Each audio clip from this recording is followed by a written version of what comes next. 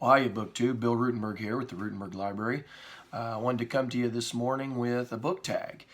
This is a tag that's been going around BookTube, and it seems like everybody's done it. Almost everybody. I am one of the last ones. I've actually been tagged in this 3 different times, and I'm just now, getting the time to do it. We had our first week of school this week, and football practice for my middle school boys is going, and by the time I get home it's just a little bit later, and then my 4-year-old's going to be in preschool, so we've been trying to get her to bed early. So anyway, life has been busy and I haven't been able to make very many videos, so I apologize for the delay in this. But anyway, this is the Your Answer Can't Be Books tag, and the original was done by BookBuds, and I'll leave the link to that below down in the description.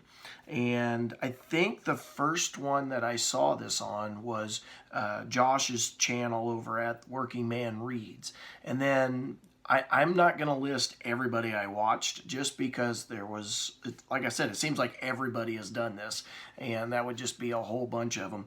But I'll leave a link to his channel, since I think that was the first one I watched. And then I was tagged by Ben at The History Fella. I was tagged by Erica at Passage of Time, and I was tagged by Vin at Revenant Reads. And so I'll leave the link to their videos down below, since they tagged me. And they all did an excellent job. It was really entertaining listening to everybody talk about this non-bookish tag. So like it said, your answers can't be books tag. So the whole point of this is to learn a little bit of something else besides your book life. And so let's go ahead and get started with this. So number 1, what is something that you own way too many of other than books? And for me, I don't think I own too many of anything. My wife and I are polar opposites. I'm a little bit of a collector, and she's a minimalist. And so they say opposites attract, and in a good marriage you got to balance each other out. I think that's what my wife and I do. We balance each other out. So I don't think I have too many of anything, but she would probably say otherwise. So if it had to be something other than books that I have too many of, when you go upstairs into the upper room where my small library is, I have one whole bookcase dedicated to baseball cards. And I've got, baseball 3-ring binders, albums all put on every shelf but one. The very top shelf, it has a couple on it, but the very top shelf has got boxes of baseball cards, and then up above on top of the whole shelf itself or the whole bookcase itself, is stacks and stacks of, if you're familiar with baseball cards, those, I don't know, they hold about 1,000 cards, the cardboard boxes, and then they've got some of them that have 3 spaces, and some of them have 4 spaces, and I have that entire thing all the way to the ceiling loaded with baseball cards. And so I've been collecting since I was a little kid. I have a couple of different times in my life culled the herd and got rid of like 2/3 of my collection. A couple different times I found out I had a kid at school who was a collector, and he really enjoyed baseball cards and football cards and stuff, and so I cleaned out my collection and gave them all to him, just to share the joy of collecting the cards. I have 2 girls who really don't have an interest in the sports like I do, and so I didn't think it'd be that big a deal if I did that. And I still have more. The collection has built itself back up again.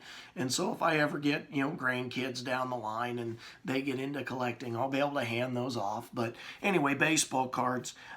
My wife also looks at me weird every time I buy a Hot Wheel, because I am an adult, but I keep telling her, someday we're going to have a house that I have a toy room, and we're going to be able to put these in. But probably what annoys her the most is I don't even open them.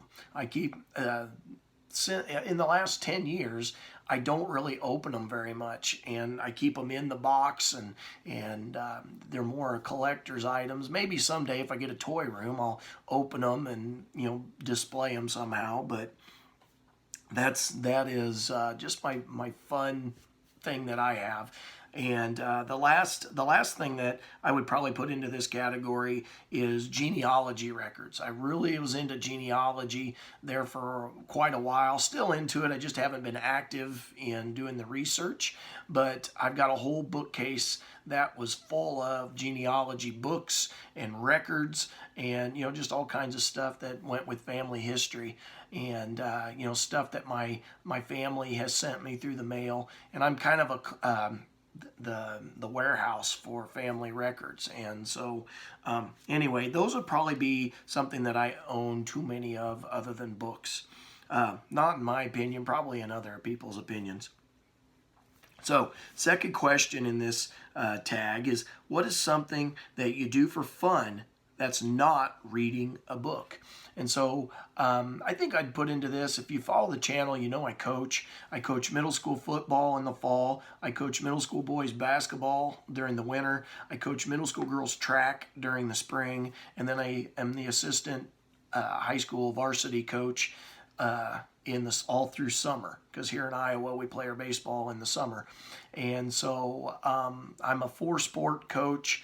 I have been a 5-sport coach in the past, where I had during the summer I did middle school girls softball in the morning, and then the baseball was in the evening. So I keep myself very, very busy with that. I thoroughly enjoy doing that. It is a lot of fun.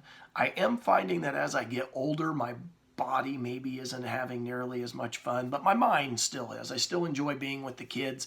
It's still a love and passion of mine. I'm just finding it a lot harder to compete with them. I have a competitive streak in me, and I don't like to lose. And I'm just like probably every coach out there, and I still like to get into some of the drills with the kids and participate and show them how to do stuff. And the old body just doesn't work nearly as well as it used to, but that's something that I like to do for fun. I also like to walk. As I said, my body feels like it's breaking down anymore, so running is totally out of the question. And honestly, I never liked running in the first place, but running is done. My knees are shot. We even bought a exercise bike that I'm trying to get into using. I really need to get back to it. I started for a couple days and then got sidetracked, and I need to get going on that again.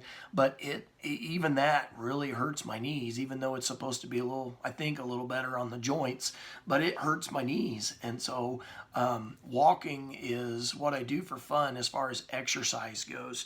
I like to walk in the cemetery. I know that's kind of weird to some of you, but it's very calm, quiet, and it's pretty easy for me to just have my thoughts to myself, and my thoughts just kind of roam here, there, and everywhere, and it's just peaceful. And I like the history of the stones. I know that sounds really weird, but I like looking at all the tombstones and the different family histories and just the history of our town sitting right there in the cemetery. So that's something I like to do. I like to watch movies. I have found myself finally reading more again, but at the same time, I still like to sit down. If my eyes are tired, I like to sit down and enjoy a good movie. It doesn't have to be necessarily something that's going to win a big, prize out there, but I just like a good movie. I like to laugh. A dumb comedy I love it. My daughter watched Grown Ups, the movie Grown Ups, the other day with her boyfriend, and I sat in there watching it with them, and I know I laughed more than they did, laughing out loud. My wife's not a laugh out loud person, but I am, and she always kind of looks at me weird, but I was sitting there the whole time we were watching that, laughing out loud. And I like stupid comedy. I like TV shows like The Office, and so I just like to sit down and laugh. But I like a good drama too, a good historical movie like Gettysburg or Gods and Generals. I love those, and anyway, I like to watch TV. I don't mind being a couch potato every once in a while. Not supposed to have anything to do with books, but shopping for books is always, that's always good. But anyway, that was not an answer because it's supposed to be not about books. So I'd say the other thing that I like to do is just play with my kids, and even really just sit and watch my 4-year-old play, watch her imagination go wild as she runs around out around the backyard. I love to just sit in the shade on the porch and watch her run around and listen to all of the things that pop in her head. That's just a great love of mine. She has this flower box that has a little fairy garden in it that's up on the porch, and she'll come up here and up on the porch with me, and she'll just sit there and play, and she's got whole storylines going, and I just think that's a lot of fun. I know last night we roasted marshmallows and made s'mores, and that was a lot of fun. And it's just sitting there being, in the peaceful quietness of the evening. So anyway, that's what I like to do for fun. Number 3, what is something special or important on your nightstand that's not a book? Oh, good morning, Clover. Come here. Come here. Come here. Yes. My dog's awake. And she just got up this morning, and she probably needs to go outside. But she'll wait a minute for me. But anyway, I'd lift her up and show you, but usually she yelps because her hip area hurts a lot. So we don't even try it anymore, do we, baby? No, we don't. Yeah, she's a sweet dog. Anyway, so number 3, sorry. Oh, she is. Let's see if we can get her in the picture. You ready? Here we go. Here we go. There's Clover. Yes. Hi, baby. Hi, baby. You say hi?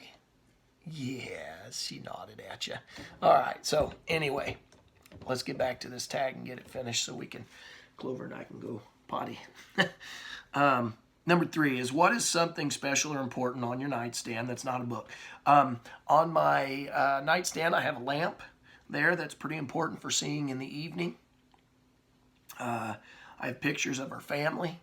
I have Kleenexes, and my phone usually sits there in the evening. So those are nothing exciting. Those are the most important things on my nightstand. Sorry for not a good story there. Anyway, number 4, what's something that you buy at a bookstore other than books? I don't usually buy anything other than the books because it's just expensive. Everything's overpriced. So I don't like to do that, but I have in the past bought bookmarks. We bought a stuffed animal a couple different times for my youngest daughter. She loves stuffed animals, plays with them all the time, and she's always finding one that's just oh so cute. And so she likes to get those. I know we've gotten for my oldest daughter writing journals before. And birthday cards, thank you cards, just different types of cards to send in the mail. So we've bought all those items before, but we don't make a habit of it just because of the cost of it. It's always really expensive. So number 5, what's a fun gift that you received that wasn't a book or gift card for books? Okay, so as I said before, Hot Wheels. I love Hot Wheels, and my youngest daughter got me one for Christmas last year. That was her gift to me, and she was so proud. If you could have seen the smile on her face, and she got me a Hot Wheel because she knew I loved Hot Wheels, and she's gotten into where she likes to play with them because it's really good daddy-daughter time. And so we've gotten a Hot Wheel. I've asked for different cards for my Nolan Ryan's my favorite baseball player of all time, and I collect his ball cards. And so some of them, because they go clear back to the 1960s, some of them kind of get up there in cost. And so I have asked for those for Christmas before and received them. Let's see, my oldest daughter got me a Father's Day photo album, she made it. It was really cool, out of cardstock, and then she found a 3-ring binder deal, and then she glued and cut out different pictures of daddy-daughter time, like when she first learned to ride a bike, Halloween, Grumpy Crimson. It was one of the best gifts I've ever received. I absolutely loved it, and I've got it upstairs where I can I flip through it every once in a while. It just makes me smile, makes me tear up sometimes. She grew up way too fast.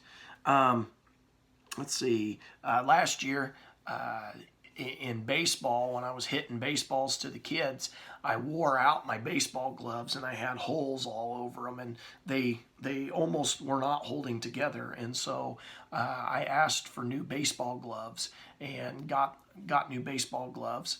That was a present. And they've gotten me new baseball batting gloves a couple different times. and that's always a popular one for me. Number 6. The question number 6, what's a YouTube channel that you watch that's not related to books? Okay, so I put a couple on here, and I'm going to try to remember to leave the link to all these down below. But I like the channel The Past is Alive, and it's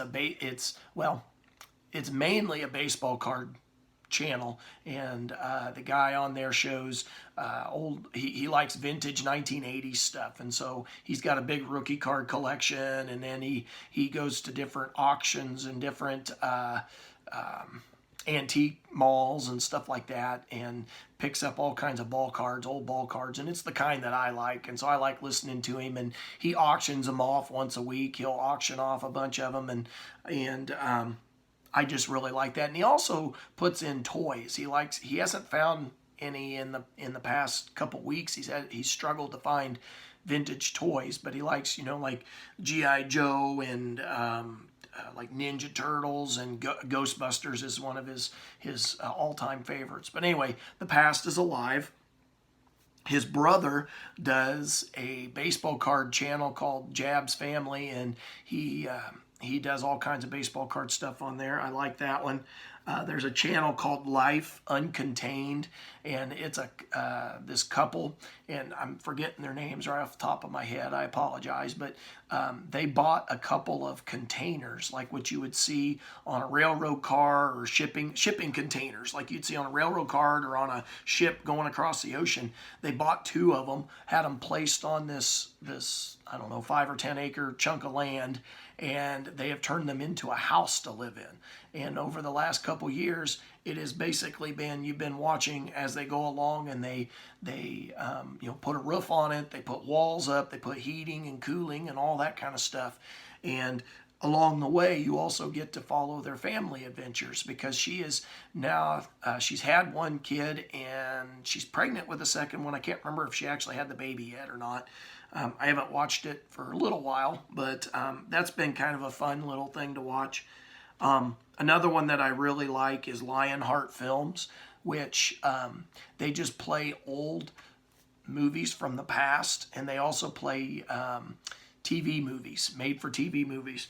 And that's been a lot of fun, because you can see those made-for-TV movies that you never see anymore, that are hard to get to.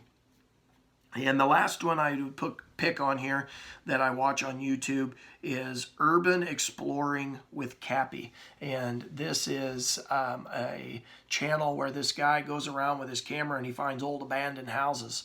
And basically just takes you through, and you look at the old house and look at the old woodwork, and like the door handles and stuff. And then they shows some of these are pretty, the houses are not in good shape, and they're falling down, and so you kind of go on the adventure of walking up rickety stairs, and sometimes there's an entire wall missing in the house, and you get to see what critters are living in the house, or what junk has been left behind.